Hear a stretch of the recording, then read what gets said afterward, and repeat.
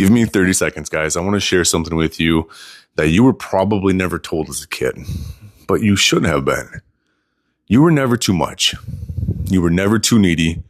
You were never asking for too much when you just wanted to be held or heard or understood. But when those needs weren't met, whether your parents were too stressed, distracted, unavailable, emotionally, physically, or even just unequipped emotionally, you didn't stop asking for those things. You just started conforming. You started adapting. You had to adjust. And that's what kids do, because when their environment demands certain things from them, they have to learn how to conform, even if it means abandoning who they actually are. So if you have ever wondered why you feel disconnected from yourself, if you have ever caught yourself performing in life, like chasing validation or never feeling safe enough to slow down, or if you have ever felt like you had to earn your worth through perfection and productivity, people pleasing, or just being, quote unquote, the strong one, there's a reason for that. And I want to walk you through a process that's going to help alleviate all of those symptoms. And it's called reparenting. Reparenting your inner child. And I know it sounds a little woo-woo, but you guys, this is not some Pinterest version with bubble baths and coloring books, okay? I'm talking about real deep inner work, the raw work, the kind that feels awkward at first, but quietly rewires your entire nervous system. So let me walk you through this, okay? But first, let's tell the truth. And the truth is, no parent's perfect. And that's not a judgment. I mean, it's reality. Parenting is hard. Caregivers are human. And even the most well-meaning, deeply loving parents can still unintentionally pass on their own unresolved pain. Now, I do understand that some of us have gone through even more severe forms of abuse, some adverse scenarios that we went through, whether it be sexual, physical, emotional abuse.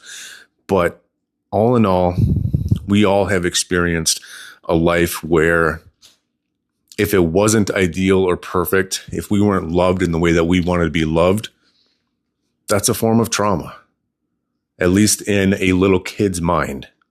Now, your parents may have tried their best, or maybe not. Maybe their best just wasn't enough to give you what you needed emotionally. And that's not a dig on them, you guys. That's just math. You were a child and a sponge at that, absorbing everything around you. You watched your caregivers so closely, their moods, their reactions, the tone in their voice when you cried. I mean, the way they handled your anger, your sadness, your joy. And slowly you started forming beliefs that if I cry, I get sent to my room. So, okay, crying must mean bad. If I win, they smile. If I lose, they withdraw. Okay, so I have to achieve in order to be loved. If I get quiet when dad gets mad, it doesn't escalate. Okay, so silence means safety. Got it. If I talk too much, I'm told that I'm annoying. Okay, so I'm a burden. Little by little, belief by belief, you shape yourself into who you think you need to be in order to stay safe and stay loved. You become the helper, the achiever, the caretaker, the peacemaker, the joker, the invisible one. And you guys, the thing is, all of those identities, they work to keep you alive, to help you survive through what you're going through. And you end up building a life. But somewhere along the way, that life starts to feel hollow. Like no matter how much you do achieve or give or fix or perform, it's never actually enough. Because deep down, deep down, you're still trying to earn a love that you never believed was freely yours to begin with. And that's where reparenting comes in. It's the process of becoming the safe, consistent, emotionally present caregiver that your inner child never consistently had. It's not about blaming your parents. It's about taking responsibility now for your own healing, your own regulation, your growth. Now, what you went through was not your fault, but it is your responsibility now to heal it. And it starts with one simple step, simple yet very confronting, a truth. Your inner child is still in here. Okay, not in some woo-woo metaphorical nonsense. I mean, neurologically, psychologically, biologically. This younger version of you didn't disappear when you turned 18. Okay, they just got buried underneath bills and expectations and work and relationships, a hardened shell that was built to protect the most tender parts of yourself. But those parts, they still exist. And if you don't attend to them, they will continue to run your life from the shadows, from the dark depths of your psyche. You'll keep picking partners who mimic the inconsistency of your childhood home. You'll keep sabotaging good things because safety feels unfamiliar. You'll keep exploding over small things because your nervous system still does not know how to feel in order to be safe at the same time. Okay, so here's where we begin. Step number 1 is to meet your inner child. Close your eyes. Picture yourself. Maybe you're 5, 7, 9. A version of you that carries a lot of emotional charge. Maybe it's the day your parents screamed at each other and you thought it was your fault. Or maybe it's when you stood at the window waiting for someone who never showed up. Maybe it's just a quiet memory where you remember feeling invisible.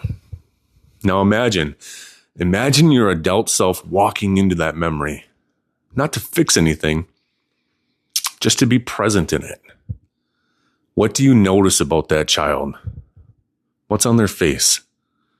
What's in their posture? And then ask, how are you feeling right now? What do you need from me? And let that child speak. What comes up? Even if you don't hear any words, feel the emotion. Is it fear, loneliness, anger, shame? And then do something crazy, man, and respond. Not with logic, but with love. Tell them, I see you, little man. You didn't deserve that. It's okay to feel what you feel. I'm here now, and I'm not leaving. We got this together. Most of us never heard these types of words before. That's why we need to say them to ourselves. Now, step number 2 is to build some safety rituals. You cannot heal in chaos, but you regulate in consistency. So start embedding small signals of safety into your daily routine. A calming morning ritual, a breathwork practice, journaling, saying an affirmation that speaks directly to the wound. I'm safe now. I protect myself. I don't have to hustle for love anymore. I'm proud of myself just for being here. You're not trying to trick your mind. You are retraining your nervous system. One thing that I absolutely love doing was mindful self-compassion. Hand up here on my heart, just saying, I'm okay. I'm allowed to feel love. Now, you guys, step number 3, start giving yourself what you didn't get. This one's hard. It hurts because it reveals where we've kept score. If you were taught that love is earned, give yourself love unconditionally. If you were taught to be quiet, then give yourself permission to take up space. If you were told that your feelings were too much, then validate every single one of those fuckers, okay? Say what you wish someone had said to you out loud daily until it sinks in. You're not faking anything. You are reprogramming. And guys, this is not a weakness. This is strength training, emotional strength training. This is doing the reps. This is going to the gym every fucking day. And it's not coddling. Coddling says, hey, you're fragile. Let me protect you from pain. Reparenting says you're strong. I will walk you through with you through this pain. And you stop abandoning yourself. You learn to self-soothe, not self-shame. You regulate, not repress. You listen, not silence. And over time, you start to notice something. You yell less, You freeze less. You stop needing constant validation. You stop repeating the same cycles with different people because you're no longer outsourcing your emotional needs. You have stopped waiting for someone else to make you feel okay. You are the emotional anchor now. And that's the shift. That's the breakthrough. That's what reparenting does. And it's not loud, it's not dramatic, but it is the most radical, life-altering act of self-leadership that you will ever practice. So tonight, ask yourself, what did I need most as a child that I did not consistently receive? Was it love? Was it attention, protection, encouragement? What did I crave? What did I hide to keep the peace? And how can I give that to myself this week, right now? And you guys, this is slow work. It's invisible work, but it's sacred work. Because the truth is, your inner child isn't holding you back, but they are waiting for you to come back to them. Not to fix them, but to finally love them.